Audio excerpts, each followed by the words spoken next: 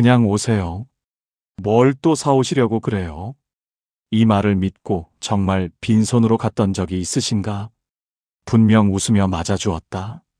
그런데 돌아오는 버스 안에서 왠지 모를 서운함이 가슴 한쪽을 눌렀다. 빈손은 경제력의 문제가 아니다. 상대를 향한 관심이 바닥났다는 신호로 읽힌다. 당신은 그저 부담 주기 싫었을 뿐인데 세상은 그렇게 해석하지 않는다. 노년의 관계는 젊을 때와 다른 법칙으로 움직인다.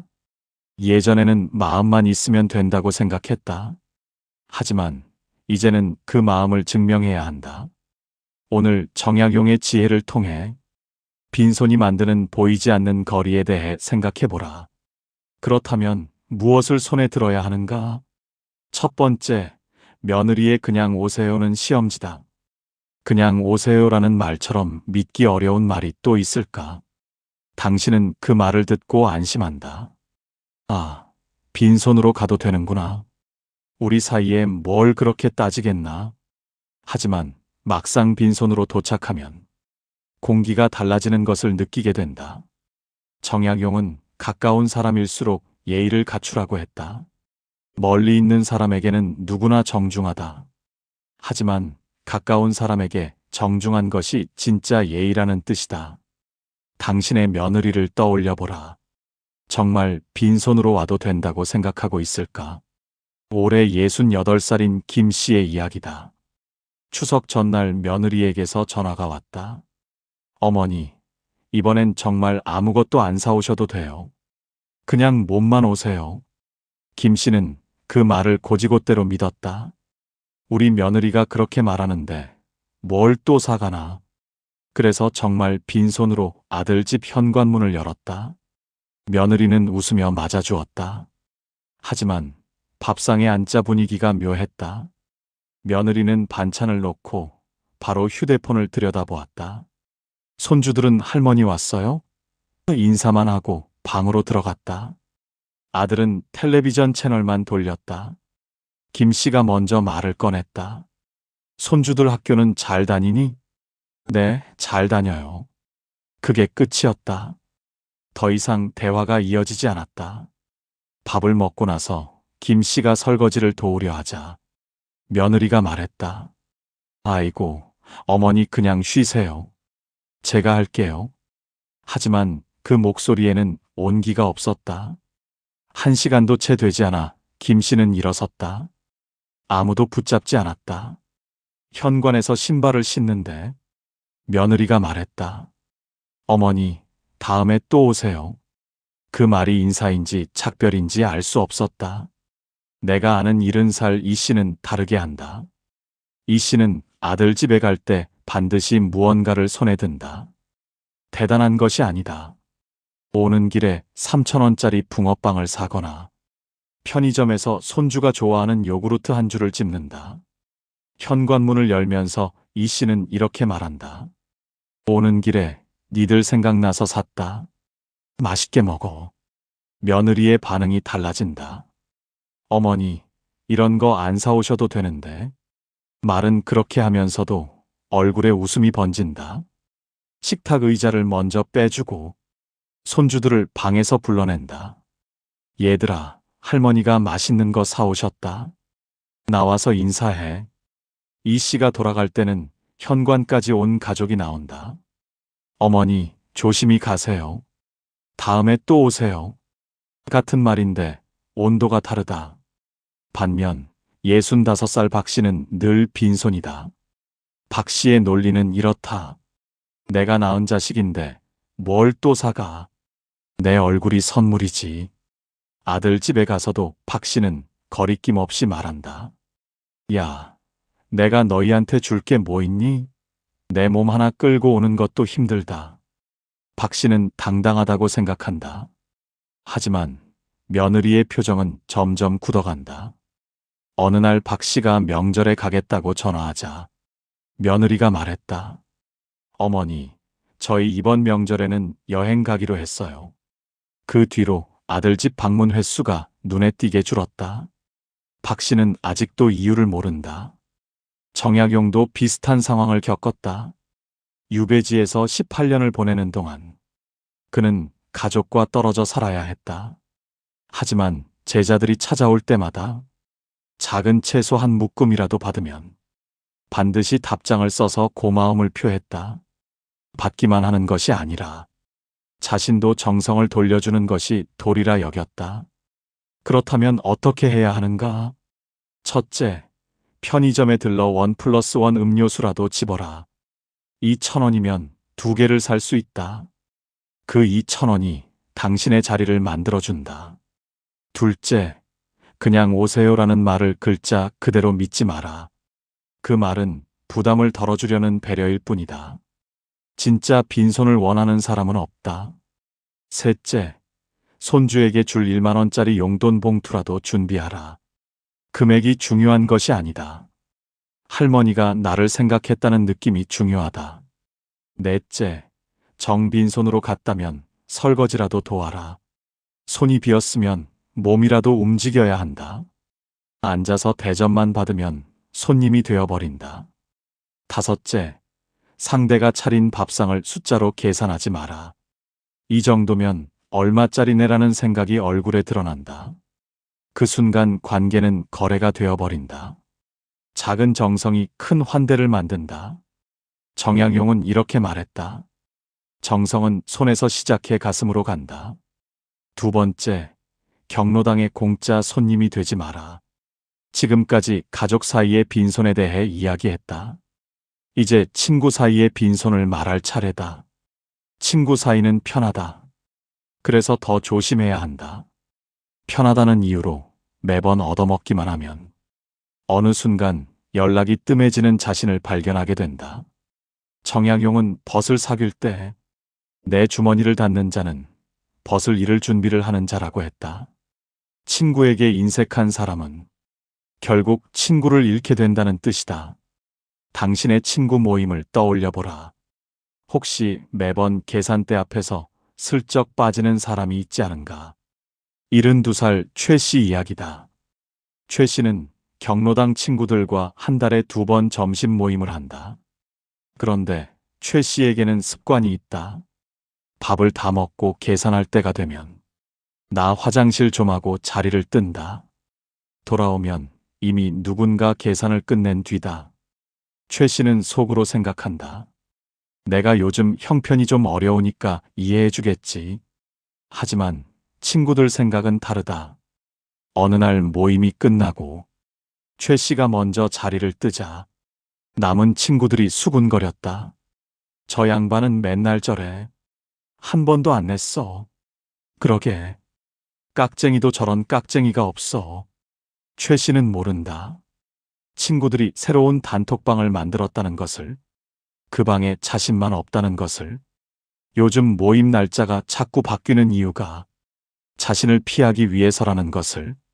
내가 아는 69살 정 씨는 다르다. 정 씨도 형편이 넉넉하지 않다. 연금으로 생활하는 평범한 노인이다. 하지만 정 씨는 친구들을 만날 때 반드시 무언가를 챙겨간다. 커피숍에서 만나기로 했으면 집에서 믹스커피 몇 봉지를 가방에 넣는다. 이거 우리 딸이 보내준 건데 집에 많아. 하나씩 가져가. 대단한 것이 아니다. 하지만 친구들 얼굴에 웃음이 번진다. 정 씨가 병원에 갈 일이 생기면 친구들이 먼저 연락한다. 정 씨, 무슨 과 가는 거야? 내가 데려다 줄까? 좋은 정보가 있으면 정 씨에게 가장 먼저 전화가 온다. 정 씨, 주민센터에서 무료 건강검진해. 같이 가자. 정 씨는 말한다. 친구 사이에 돈이 중요한 게 아니야. 근데 내가 매번 얻어먹기만 하면 내 마음이 불편해서 친구를 못 만나겠더라고.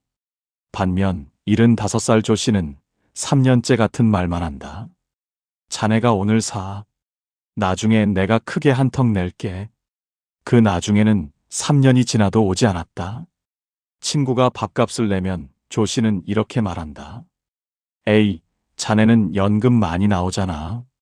나는 형편이 좀 그래. 매번 같은 핑계다. 처음에는 친구들도 이해했다.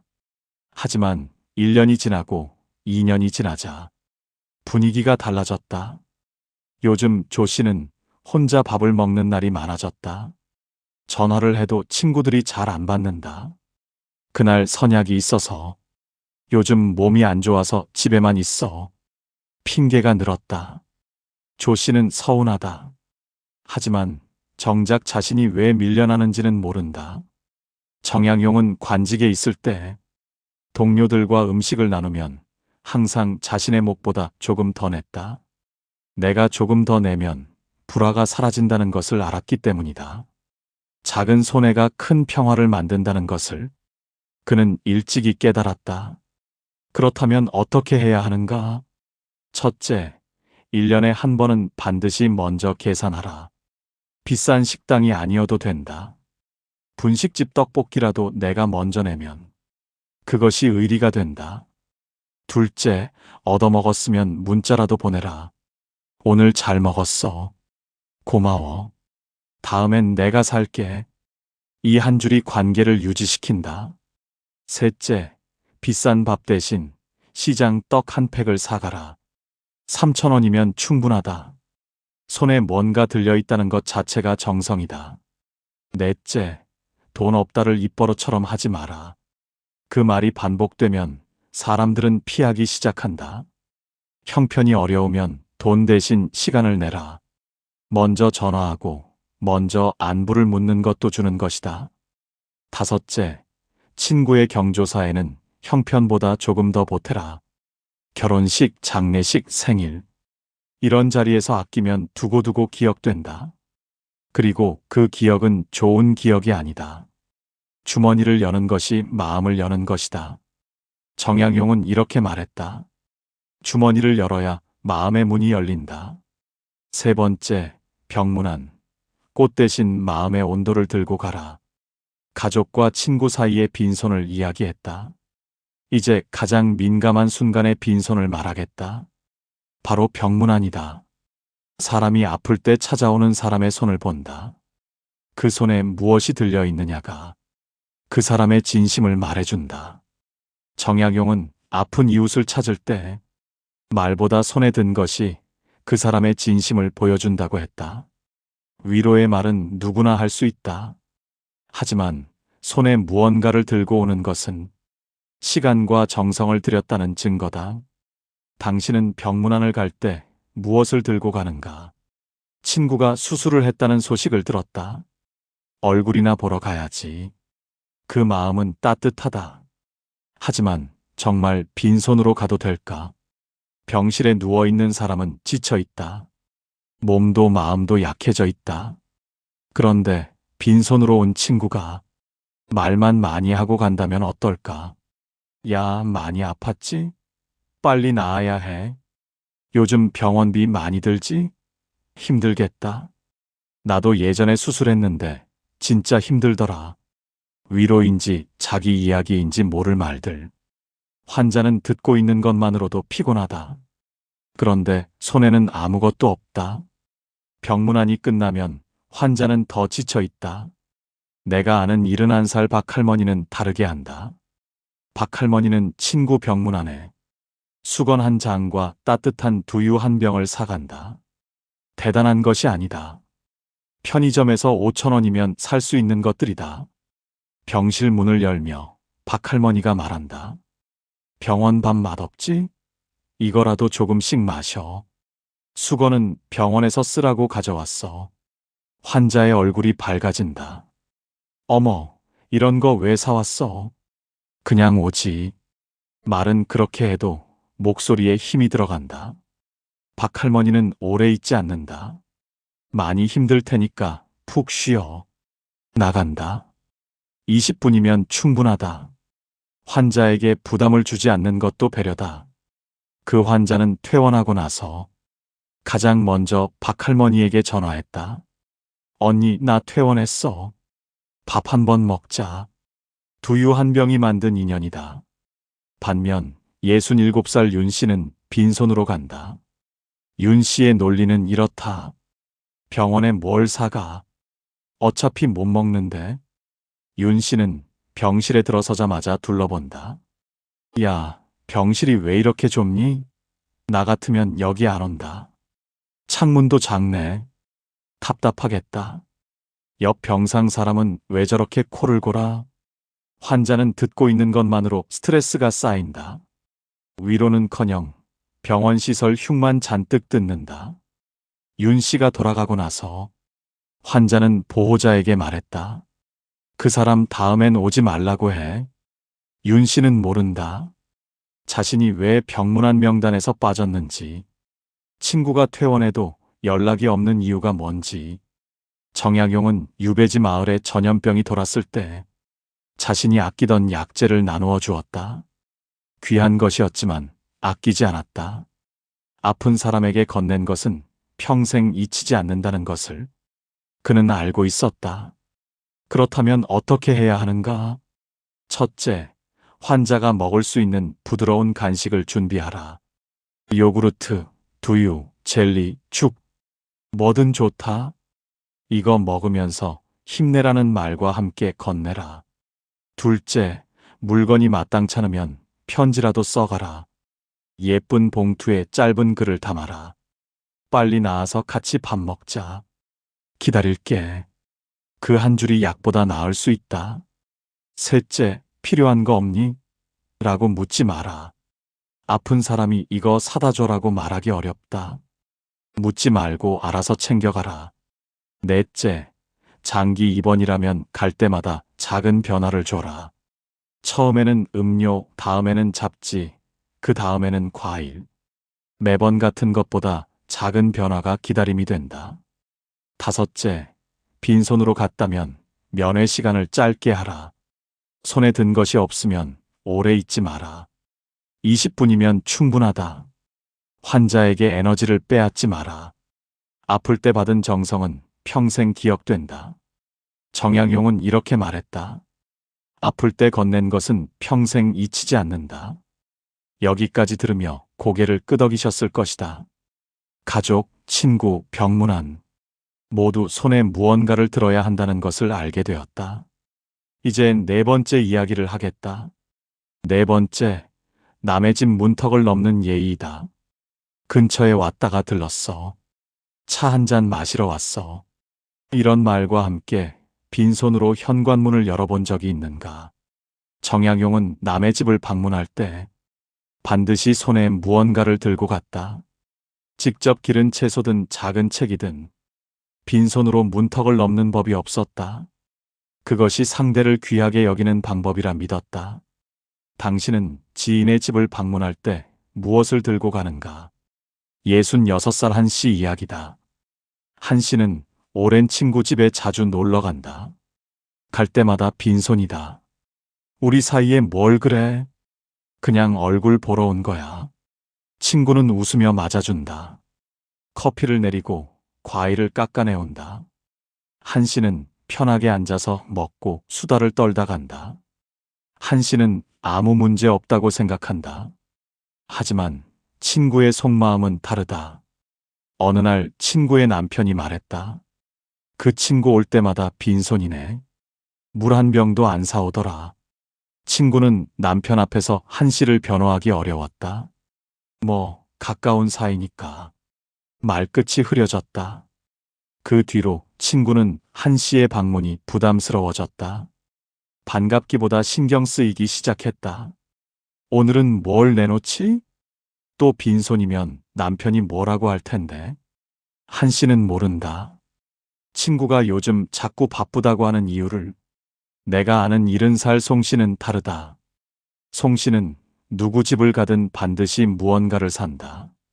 대단한 것이 아니다. 화장지 한 팩이나 계란 한 판. 마트에서 5,000원이면 살 수 있는 것들이다. 송 씨가 현관문을 열며 말한다. 오는 길에 마트 들렀다가 이것도 샀어. 쓸 때 있겠지? 친구가 말한다. 어머, 언니 이런 거 왜 사와? 그냥 오지. 하지만 표정이 환하다. 화장지를 받아들며 마침 떨어지려고 했는데 하고 웃는다. 송 씨가 돌아가고 나면 친구는 남편에게 말한다. 송 씨 언니는 올 때마다 뭔가 들고 와. 참 어른스러워. 그 말 한마디가 다음 방문을 더 편하게 만든다. 반면 69살 오 씨는 10년째 빈손이다. 오 씨의 생각은 이렇다. 내가 가는 게 어딘데? 귀한 손님 왔으면 대접을 해야지. 오 씨는 친구 집에 가서 소파에 앉아 커피 좀 줘라고 말한다. 과일 없어? 뭐 먹을 거 없나? 마치 식당에 온 것처럼 행동한다. 친구는 웃으며 대접하지만 속으로는 불편하다. 저 사람은 우리 집을 뭘로 아는 거지? 오 씨 이야기가 동네에 퍼졌다. 오 씨는 남의 집에 가서 빈손으로 먹고만 와. 초대해도 손해야. 가져오는 건 없고 먹는 건 많아. 오 씨는 왜 초대가 줄었는지 모른다. 요즘 사람들이 정이 없어졌어. 자신을 돌아보지 않는다. 정약용은 손님으로 갈 때 주인이 내놓은 것보다 더 정성을 들였다. 빈손으로 가면 주인이 부담을 느낀다는 것을 알았기 때문이다. 문턱을 넘는 순간부터 예의가 시작된다고 믿었다. 그렇다면 어떻게 해야 하는가? 첫째, 화장지 한 팩이라도 들고 가라. 집집마다 쓰는 물건이다. 부담도 없고 실용적이다. 쓸 때 있겠지라는 말 한마디면 충분하다. 둘째, 과일이나 음료수를 사가라. 편의점에서 3,000원이면 주스 2병을 산다. 냉장고에 넣어두고 드세요. 그 한마디가 당신의 가치를 높인다. 셋째, 집에서 만든 음식이 있다면 조금 싸가라. 직접 담근 김치, 볶은 멸치, 만든 반찬. 돈이 안 드는 것이 더 정성으로 보인다. 넷째, 손주가 있는 집이라면 아이 간식을 사가라. 사탕 한 봉지, 과자 한 개. 2,000원이면 아이와 부모 모두를 기쁘게 할 수 있다. 다섯째, 정말 급하게 빈손으로 갔다면 빨리 나와라. 오래 머물지 마라. 그리고 다음에 갈 때는 반드시 2배로 챙겨가라. 남의 집 문턱은 그냥 넘는 것이 아니다. 정약용은 이렇게 말했다. 남의 집 문턱은 정성으로 넘는 것이다. 다섯 번째, 카톡 선물하기 5,000원의 기적. 지금까지 직접 만나는 자리에서의 예의를 말했다. 이제 만나지 않아도 마음을 전하는 방법을 이야기하겠다. 요즘 세상은 달라졌다. 휴대폰 하나로 선물을 보낼 수 있는 시대다. 카카오톡 선물하기를 아시는가? 5,000원짜리 커피 쿠폰 하나가 관계를 살리기도 하고 죽이기도 한다. 정약용은 멀리 있는 사람에게도 정성을 전하라고 했다. 만나지 못하는 것이 핑계가 될 수 없다는 뜻이다. 편지 한 장이라도 보내는 것이 도리라 여겼다. 당신은 디지털 시대의 예의를 알고 있는가? 나는 그런 거 할 줄 몰라. 이 말을 입버릇처럼 하는 분들이 있다. 휴대폰으로 전화와 문자만 하고 나머지는 복잡하다며 손을 놓는다. 하지만 생각해보라. 손주는 생일마다 카톡으로 선물을 보낸다. 자식들도 명절이면 쿠폰을 보낸다. 당신만 아무것도 보내지 않는다. 할머니는 그런 거 모르시니까 처음에는 이해해준다. 하지만 1년이 지나고 2년이 지나면 할머니는 관심이 없으신가 바로 바뀐다. 내가 아는 73살 강 씨 이야기다. 강 씨는 작년에 손녀에게 휴대폰 사용법을 배웠다. 처음에는 어려웠다. 이게 뭐가 뭔지 하나도 모르겠네. 손녀가 웃으며 알려줬다. 할머니, 이거 누르고 저거 누르면 돼요. 쉬워요. 강 씨는 일주일을 연습했다. 그리고 손녀 생일날 처음으로 카톡 선물을 보냈다. 3,500원짜리 아이스크림 쿠폰이었다. 손녀에게서 바로 전화가 왔다. 할머니, 이거 할머니가 보낸 거예요? 진짜요? 목소리가 들떠 있었다. 할머니 진짜 대단해요. 완전 감동이에요. 강 씨는 그날 밤 잠을 못 잤다. 기뻐서 잠이 안 왔다. 3,500원이 이렇게 큰 감동을 줄 줄 몰랐다. 그 뒤로 강 씨는 틈틈이 가족들에게 쿠폰을 보낸다. 며느리 생일에 5,000원짜리 커피 쿠폰, 아들 회사 회식 날에 수고했다 문자와 함께 치킨 쿠폰. 손주 시험 끝난 날에 햄버거 쿠폰. 금액은 작지만 반응은 크다. 어머니, 이런 거 어떻게 보내셨어요? 감사합니다. 할머니 요즘 완전 힙하시다. 강 씨는 말한다. 처음엔 어려웠는데 하다 보니까 되더라고. 내가 보낸 거 받고 좋아하는 거 보면 나도 기뻐. 반면 70살 유 씨는 끝까지 거부한다. 나는 그런 거 안 해. 복잡해서 못해. 자식들이 몇 번이나 알려주려 했지만. 유 씨는 손사래를 쳤다. 됐어, 됐어. 나는 아날로그 사람이야. 손녀 생일이 되었다. 다른 친척들은 모두 카톡으로 선물을 보냈다. 유 씨만 아무것도 보내지 않았다. 나중에 만나서 용돈 줄게. 하지만 그 나중에가 언제인지 모른다. 손녀는 서운했다. 다들 보내줬는데 할머니만 안 보내셨네. 대놓고 말하진 않았지만 표정에 드러났다. 유 씨는 그 표정을 보지 못했다. 유 씨는 요즘 외롭다. 손주들이 잘 찾아오지 않는다. 전화도 뜸하다. 요즘 애들은 정이 없어. 하지만 정작 손을 내밀지 않은 것은 자신이다. 정약용은 유배지에서도 편지를 게을리하지 않았다. 직접 만나지 못하는 상황에서도 붓을 들어 마음을 전했다. 거리가 멀수록 정성이 필요하다는 것을 알았다. 오늘날의 편지가 바로 카톡 선물이다. 그렇다면 어떻게 해야 하는가? 첫째, 자식이나 손주에게 카톡 선물하기를 배워라. 한 번만 배우면 평생 쓸 수 있다. 나 이거 배우고 싶은데 알려줄래? 이 한마디가 어렵지 않다. 둘째, 5,000원짜리 커피 쿠폰부터 시작하라. 부담 없는 금액이다. 오늘 커피 한 잔 해라는 문자와 함께 보내라. 그것만으로 충분하다. 셋째, 기념일을 휴대폰에 저장해 두라. 생일, 입학, 졸업, 시험. 알림이 뜨면 쿠폰 하나 보내라. 잊지 않았다는 것이 감동이다. 넷째, 할 줄 모른다는 말을 버려라. 못하는 것이 아니라 안 하는 것이다. 배우면 된다. 70이 넘어도 배울 수 있다. 다섯째, 받기만 하지 말고 보내는 사람이 되라. 자식들에게 받기만 하면 관계가 기울어진다. 작은 것이라도 보내는 사람이 되어라. 보이지 않아도 마음은 전해진다. 정약용은 이렇게 말했다. 보이지 않는 선물도 예의의 시작이다. 여섯 번째, 빈손을 채우는 법. 지금까지 5가지 이야기를 했다. 며느리 집, 친구 모임, 병문안, 지인 집 방문, 카톡 선물. 모두 같은 이야기다. 빈손이 만드는 보이지 않는 거리에 대한 이야기다. 정약용은 예를 이렇게 정의했다. 나를 낮추고 상대를 높이는 것. 빈손으로 가지 않는 것은 상대를 그만큼 소중하게 생각한다는 증거를 보여주는 일이다.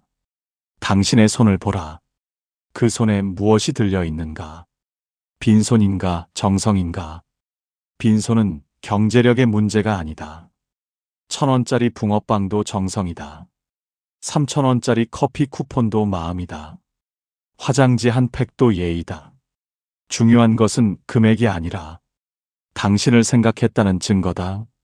그 증거가 손에 들려 있을 때 당신의 자리가 만들어진다. 오늘부터 빈손으로 다니지 마라. 작은 것이라도 손에 들어라. 그것이 노년의 품격이고 존경받는 어른의 조건이다.